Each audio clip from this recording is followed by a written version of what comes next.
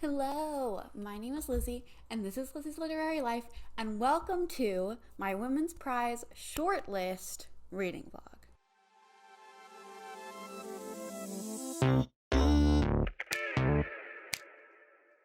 So, if you saw my long list reading vlog, it is the same day as I ended that, the day the shortlist was announced.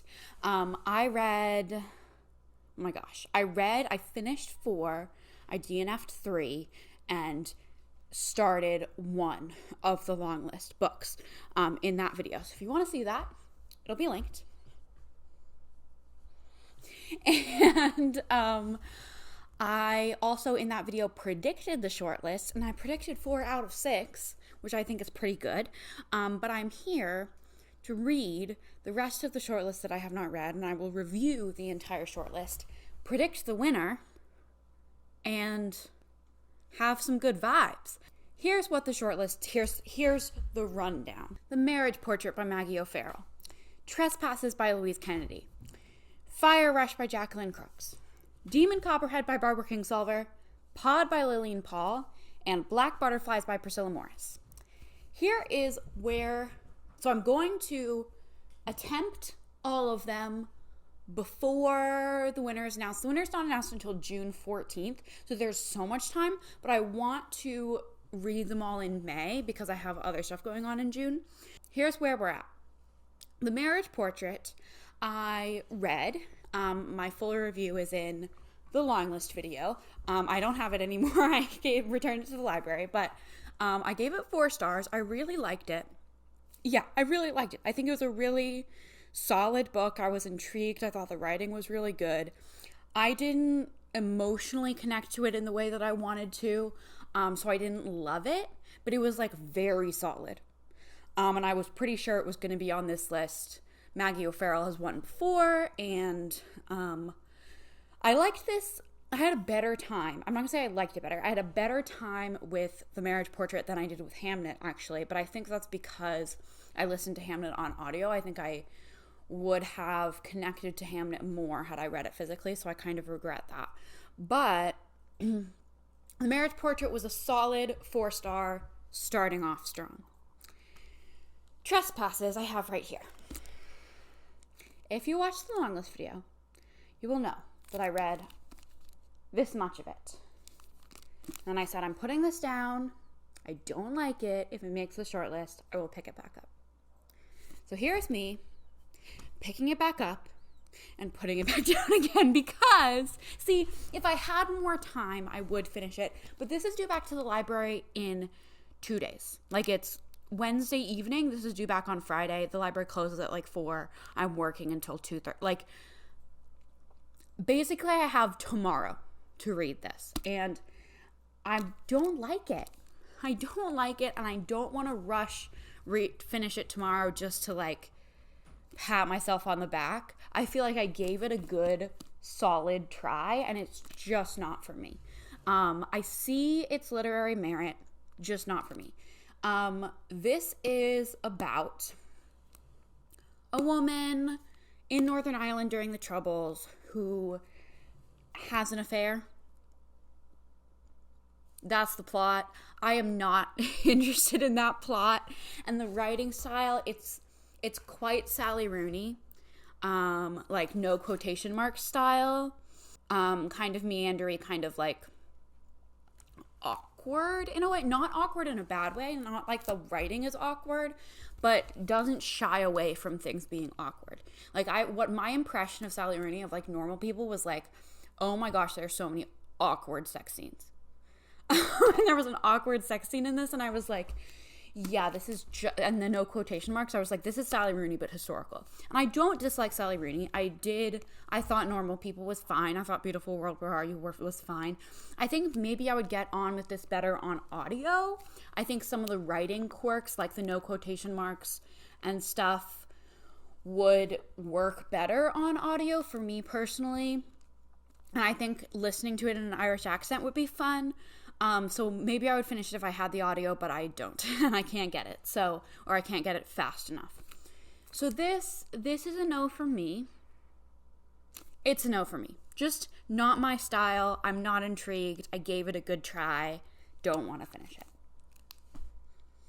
Next on the list is Fire Rush by Jacqueline Kirks. And this one I think I am going to listen to on audio because I have it and I've heard that the audiobook is really good. So that's going to be fun. I'm excited for that one. That one I did not predict would be on the list. It wasn't one of my predictions, but this also was not one of my predictions because I didn't like it.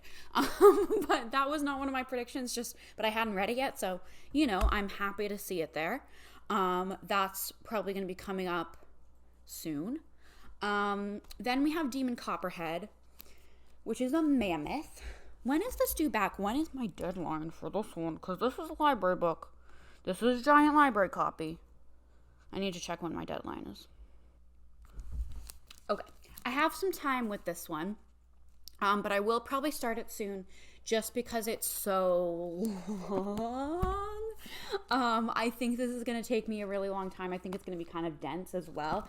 This is a retelling of David Copperfield by Dickens, set in West Virginia. I've heard a couple of reviews I saw said this was brilliant.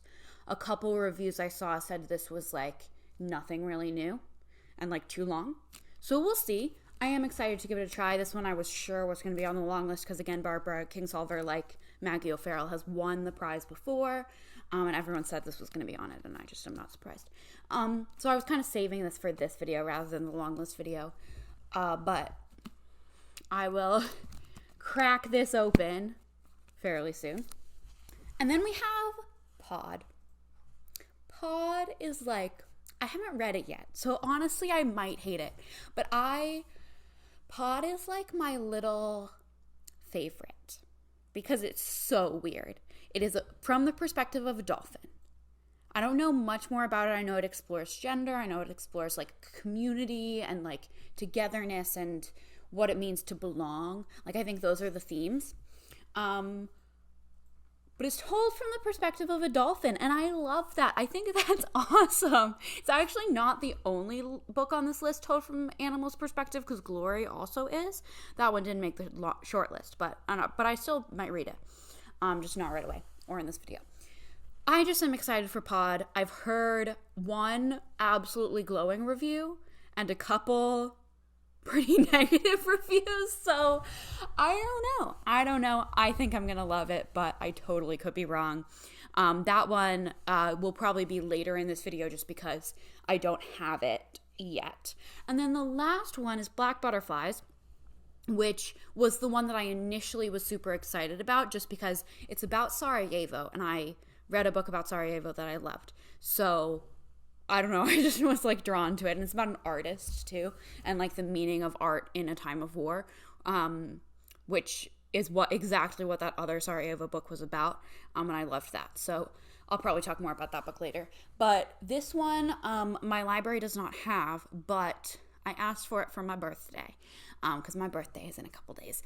I don't have it yet, but I know that it is coming, so very excited for that one, and that is the shortlist, and I've been talking for a really long time, so I'm gonna stop talking now, but that's the shortlist. This is the intro to this video.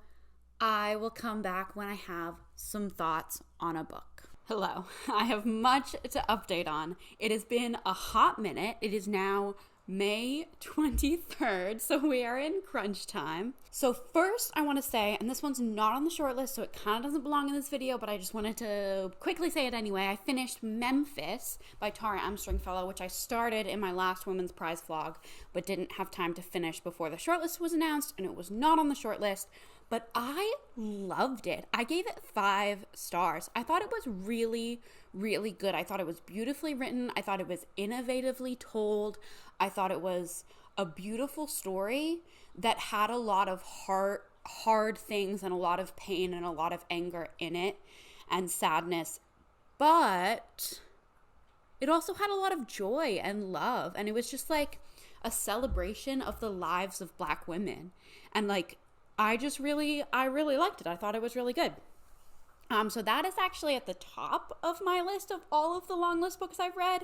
I liked it better than Wandering Souls. Shocking.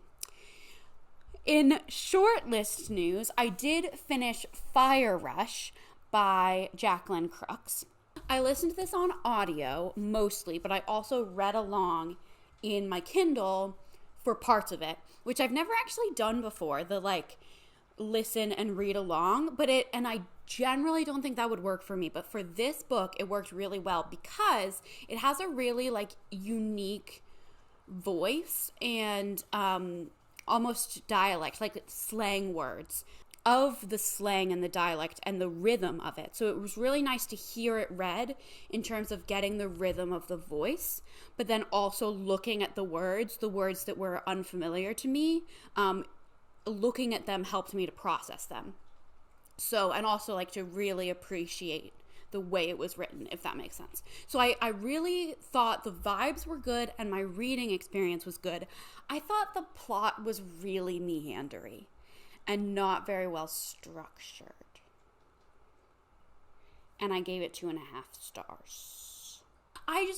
It took me a long time to read and listen to, and by the end I just was like not wanting to pick it up because it had strayed so far from what it was at the beginning. Like I thought the beginning was really strong and I really enjoyed getting into it and I enjoyed the reading experience, and then it just like meandered its way downhill, unfortunately, for me personally. So I was not a huge fan of that one. I also have begun 2 other of these books. I was going to try not to read more than one at the same time for like linearity of this vlog, and then it didn't happen because this monster is gigantic and it's a gigantic physical book, and I have the audio as well, but like I was like trying to read at work today and I just wanted to read on my Kindle. And this is it's just so much, and I don't want to only be reading this right now.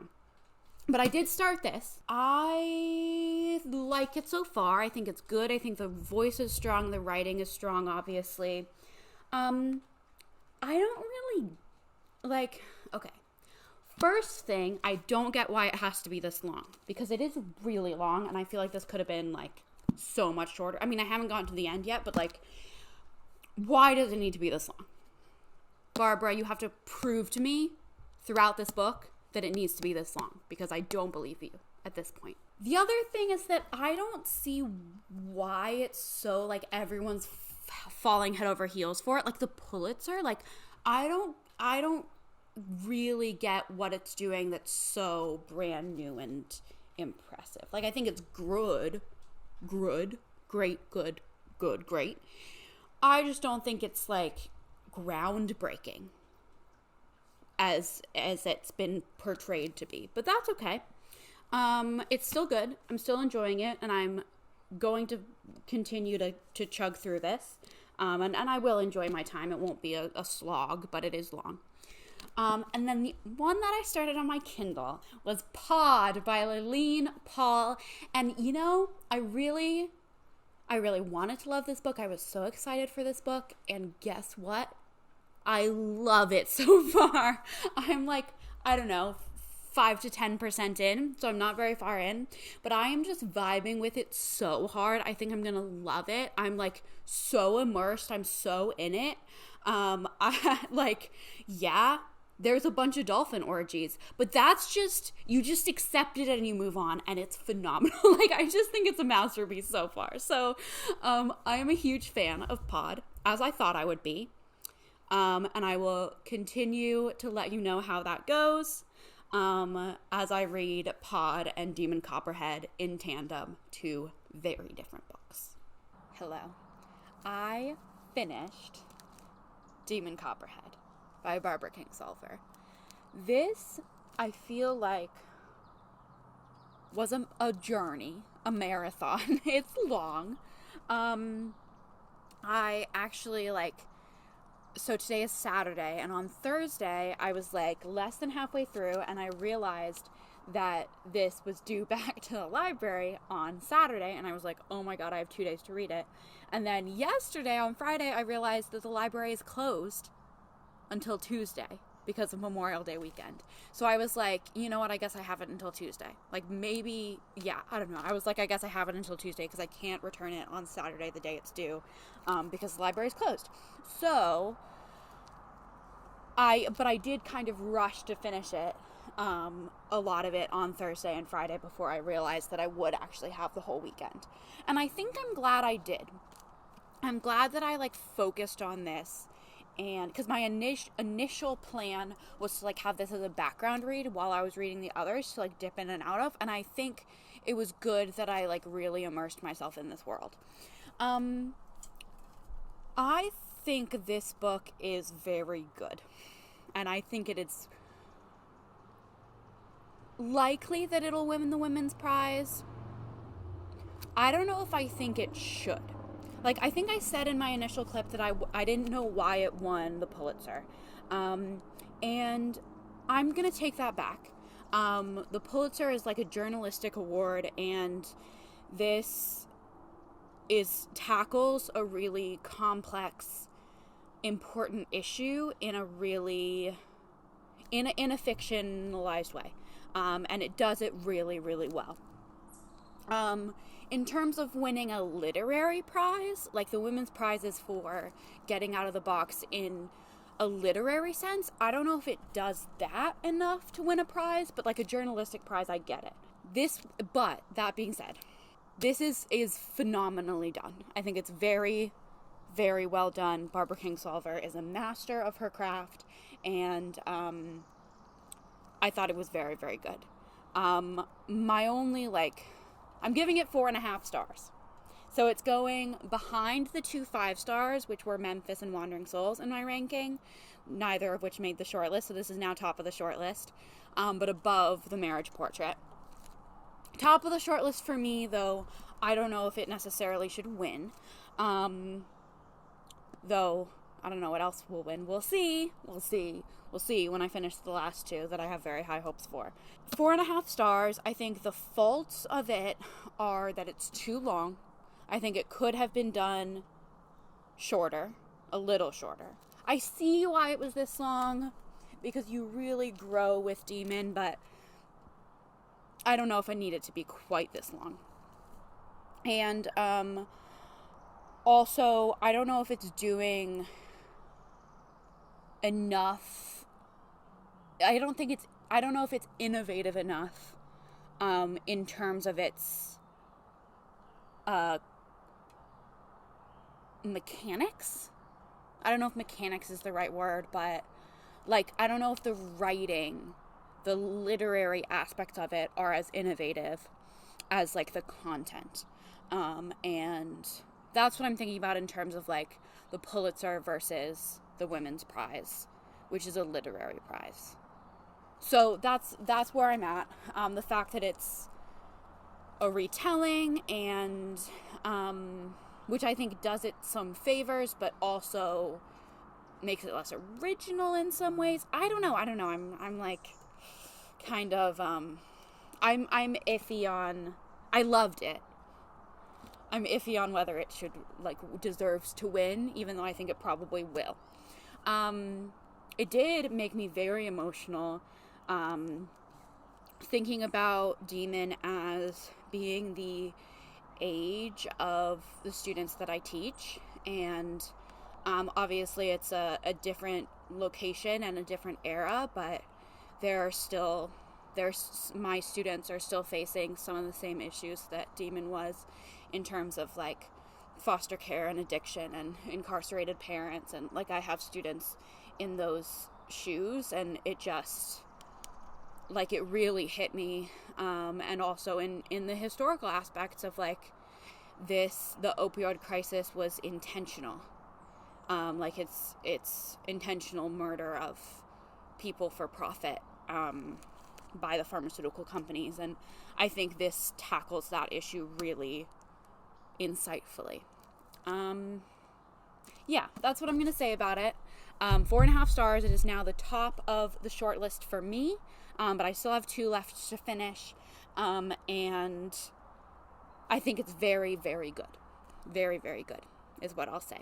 I'm still in the middle of pod. I put pod slightly aside because I thought this was due back immediately, and so I was rushing to finish this, but I am going to finish pod hopefully soon, today or tomorrow, probably tomorrow. And then I have Black Butterflies, And that'll be it. So, yeah, I'll catch up with you probably when I've finished Pod. So today, I finished Pod by Lillian Paul. And this book, oh my gosh, Pod! It was really, really good. I expected it would be good. I believed that it would be good, and it was really good. And I will say it's weird. Like, it's very weird, and you do have to, like, commit to it. Like, you have to accept that there are dolphin orgies. But it actually, like, underneath that and with that is such a beautiful story about the ocean, but also about, like, there's so many parallels to humanity in such well done ways. And it has, like, world building like it's a fantasy, but based in marine biology. I think it's just, like, Lillian Paul did something so incredible with this book. Like, I don't think it's ever been done before, and that is why I think it should win the Women's Prize. I haven't read Black Butterflies yet, so holding out to say actually for real. But this book, it's so ambitious, it's so unique, and it pulls it off. Like, the execution was so good. And I genuinely think that people who didn't like it, there are two reasons I think they didn't like it. I think people who DNF'd it didn't give it a chance. Because you do have to commit. You do have to, like, immerse yourself in the world and get used to it. You know, get used to the discussion of blowholes. The other reason that I think people maybe didn't like it is because and I don't want to, like, accuse anyone of being a bad reader, because there's no way to be a bad reader, but I think, like, if you look at it surface level, it is just weird. But there's so much underneath what's being said about the dolphin orgies that, like, it just was so excellently done. And it's, like, this crazy concept, so ambitious, and she pulled it off. She did it. So I am very interested in reading Lillian Paul's other book, The Bees, though I think that's a little different. I don't know why people aren't, like, talking about it as, like, the new great thing in climate fiction. Like, it was so good. Yeah. It was so good. It was so good. That's all I have to say. And I implore you to give it a chance. Because, like, it's 260, 70 pages. Give it 50 pages. Go all in. Commit to those 50 pages, and I promise you will be hooked. And, okay, well, maybe it's not for everyone. I will admit that, like, it's weird and it's not for everyone. But, like, I truly think that so many people have the potential to like this book so much. And so it just was really, really good. And I gave it 5 stars. And it is 100% at the top of my short list at this point. We'll see whether Black Butterflies can beat it. But even though the Black Butterflies was highly anticipated for me, I don't think that's going to beat it. I think this is going to be my winner. But we'll see. We'll see. We'll see. Read Pod. Do it. Do it. That's all I have to say. Okay, so I am this far, more than halfway, into Black Butterflies. I've only been, like, I started it today. It goes really fast. The text is huge. I don't know how to feel about it quite yet. It's very, there's a lot going on. It's very hard-hitting. I can't help but compare it to, what's it called? The Cellist of Sarajevo, I think that's what it's called, about a cellist in this same setting, and some of the same events are happening, and I'm feeling like the way that was written, it hit a little harder. I think it's an interesting exploration of a woman's life during this time. I just feel like it's not, I was expecting there to be more focus on art as healing, and there is some of those themes, but not as much as I was expecting. And I think it's just, like, sometimes historical novels can fall into a trap where they're like literally just telling you what happened in the historical event through the eyes of a character. But when the character isn't so strong and there's not other stuff going on for that character, it becomes like, I don't know how to describe it, but it's like it needs a little more. I think this needs a little more, maybe. I think it's good. I just am not loving it because it feels like there's kind of a piece missing in terms of characterization and giving our character more to think about. And I also get that, like, when you're living in a war zone, you can't really be thinking about lots of other things. But I wish there was another element to it. But I am enjoying it. I think it is well done.